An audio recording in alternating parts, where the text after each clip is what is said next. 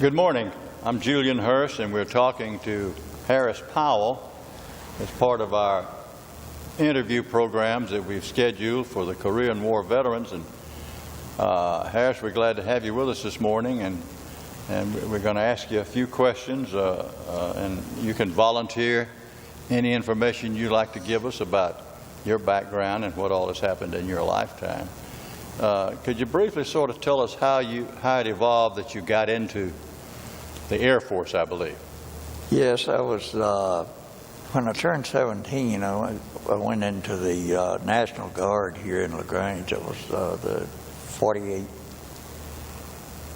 Reconnaissance Company at the time, and I took quite a bit of combat training in that. But then when the Korean War broke out, I kept hoping that we would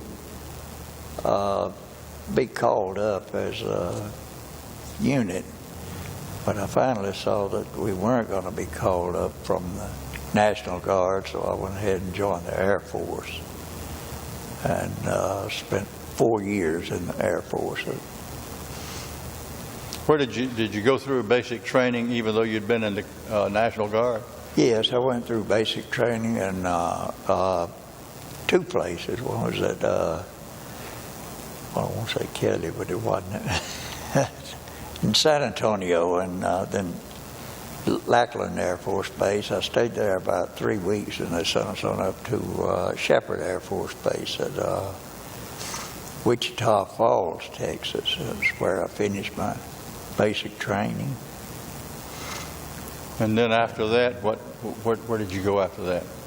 Well, I was there 13 weeks, I believe it was, and we shipped out from there. I went to Westover Air Force Base in Springfield, Massachusetts, where I was assigned as aircraft loader, unloader, whatever it was. You had mentioned earlier when we were talking that you were looking forward to getting into the Korean conflict.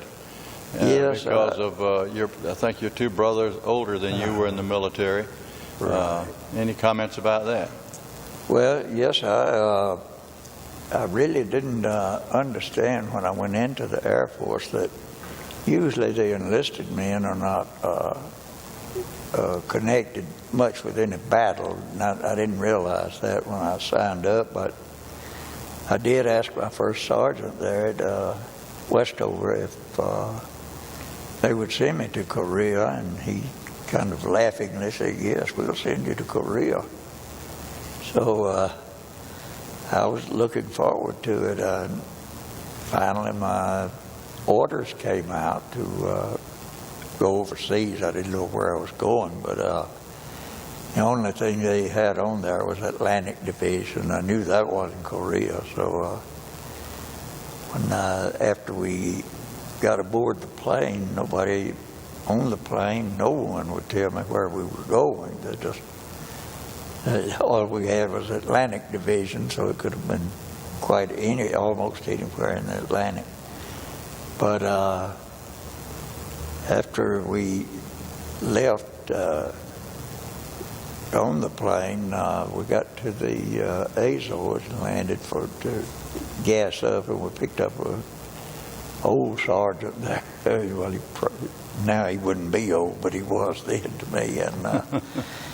And we were just still discussing where we were going. And he said, "You're going to Tripoli." I said, "Tripoli, where is that?" The only thing I knew about Tripoli was in the Marine hymn from the shores of Tripoli. But then we, after a long flight, we finally got to Tripoli, and when they opened up the door on the airplane, I sure did want to go back because the scent hit me that was not pleasant at all. So there was a bad odor around? Oh, yes, it was, mostly horses and camels, all those things, I got you. Around there, animals. But what kind of facilities did you have there as far as an Air Force base or anything? Was it much to it? No, we actually just had some little buildings there that they call them barracks. They were, I don't know if you've ever seen a shotgun house, they used to call them. That's the way these were built, and they were little buildings that the Germans had thrown up in a hurry during World War II. Eventually, later, right before I got out, they did build real nice facilities over there but we never had any fans or any air conditioning, and it stayed about 100 and something all the time over there itself. You know, during the winter it would get a little cold sometimes. Mostly it was just hot. Any particular experiences that you had while you were there that you could tell us about that I'm sure we would find interesting? There was one time that I really think about it as amusing. I was working one night.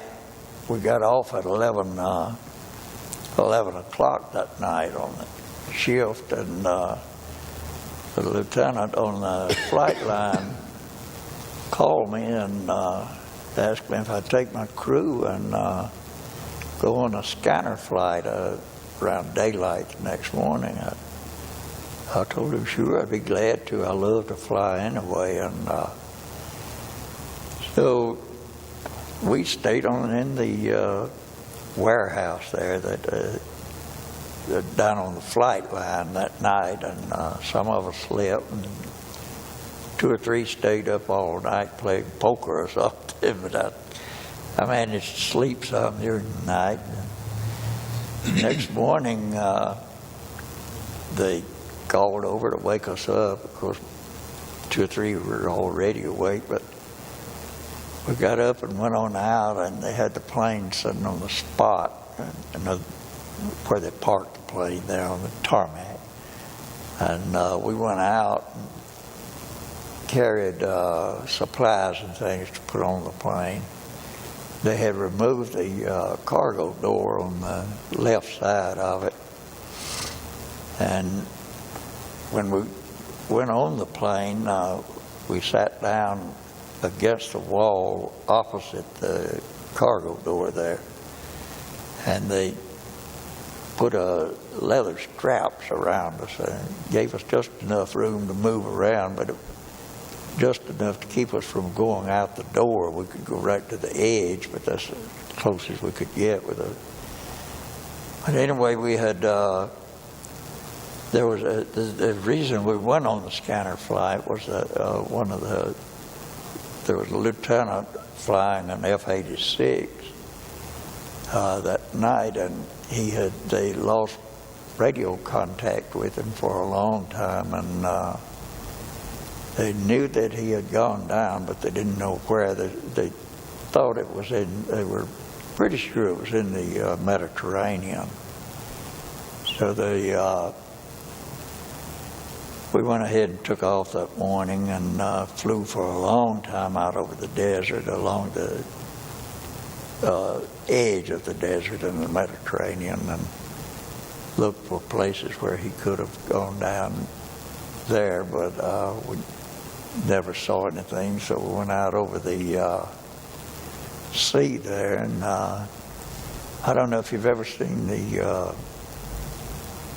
Mediterranean. It's beautiful blue, but after about 5 or 6 hours of looking down at it with the sun shining on it, our eyes were kind of glazed over. And 2 or 3 of the guys that had played poker all night, they were sound asleep, and the rest of us were doing the looking.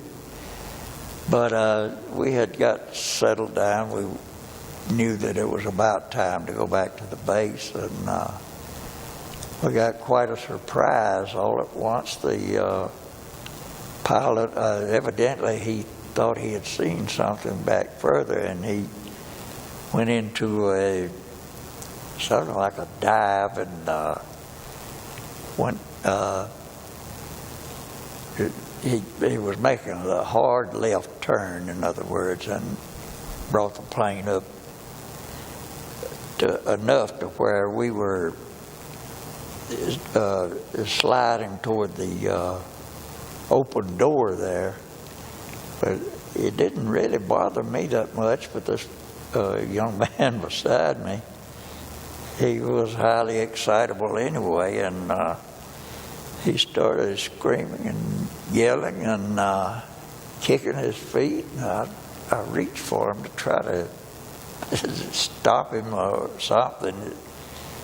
But I slid right to all of us slid right to the edge of the door. But he, as he was sliding down, he was doing all this kicking. We had a big box of dye markers we used in case we saw anything. We'd throw out one of those dye markers so other planes could see it and know to converge on that spot and help look for a plane. But this boy kicked the whole box of dye markers out, and I'm pretty sure there was a great big place out in the Mediterranean that was covered for a long time, brightly orange. But in about 5 minutes, there were almost all types of aircraft in the area. They thought that we had spotted something. They were coming in, to help out and help bring the plane up or whatever, because there were helicopters and jets and just every kind of plane right there in the area that we had at our disposal at that time. And it was F-16s, I think it is, amphibious planes. They were all over the place. But we finally came on back in. We never did find any trace of the young man that had gone down. His dad had offered a $500 reward for any information on where he went down or anything, but nobody ever found anything. Usually if a plane went down in that Mediterranean, the water's so deep that they usually, back then they couldn't get them up. They might could by now, but they didn't know, they never found any trace of it.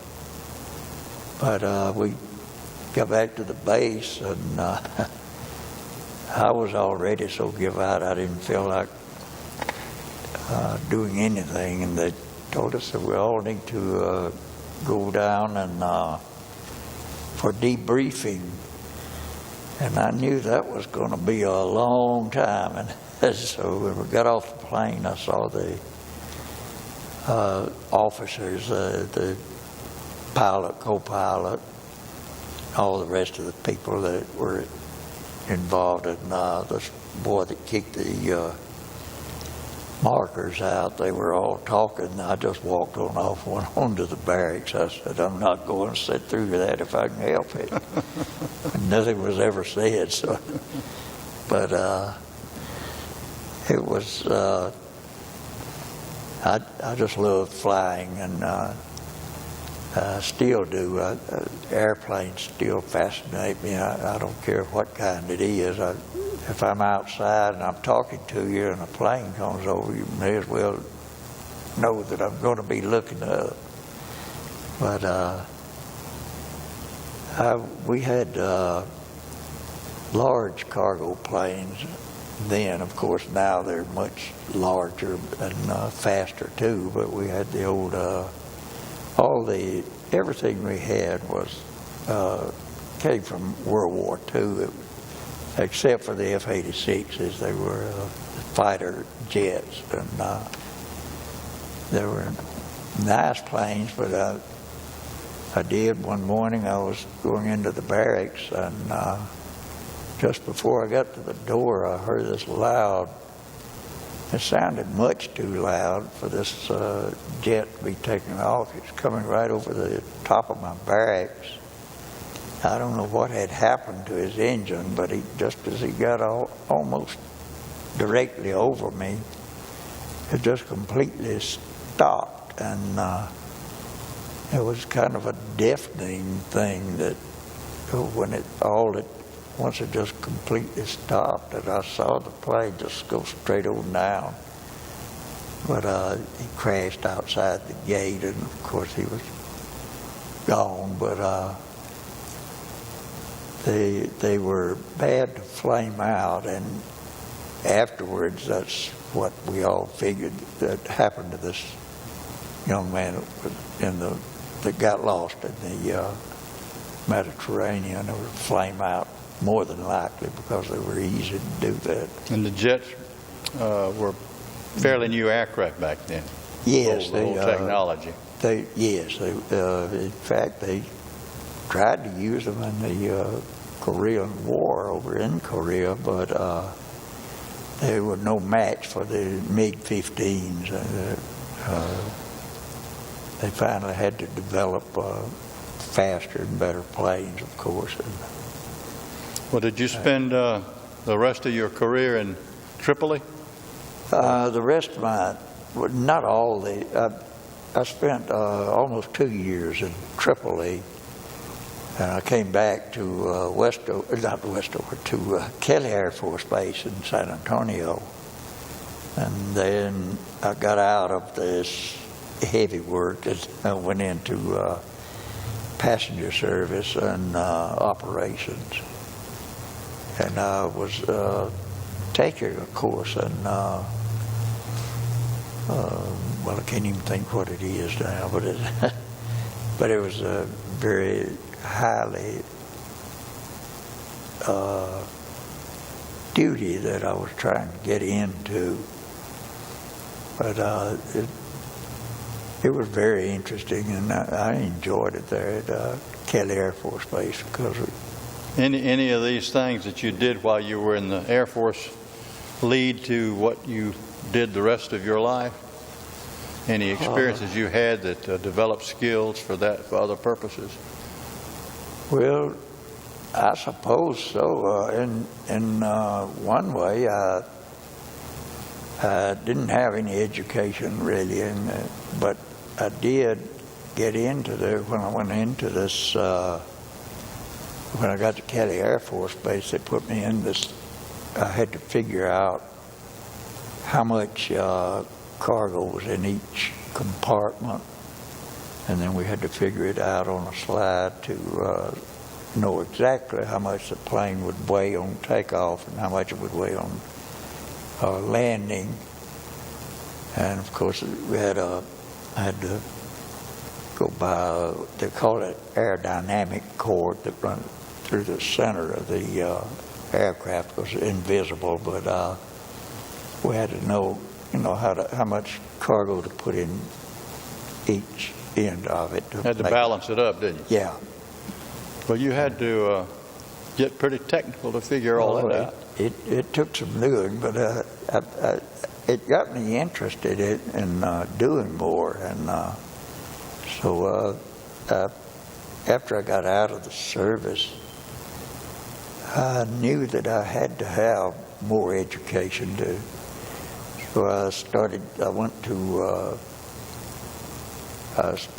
to high school to finish my high school, get my high school diploma with the VA, and I did receive my high school diploma, and then I went on to Perry Business School and took accounting and business administration. From there, I went through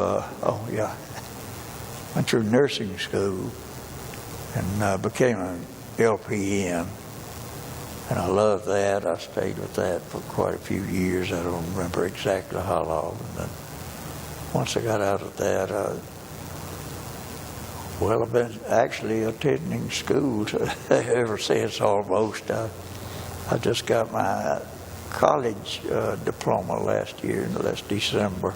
Well, you're ready to start all over again. And now I'm lacking about another 3 weeks, I guess, or 4 weeks, having my degree in science. And at 80 years of age, I decided to start all over again, I guess.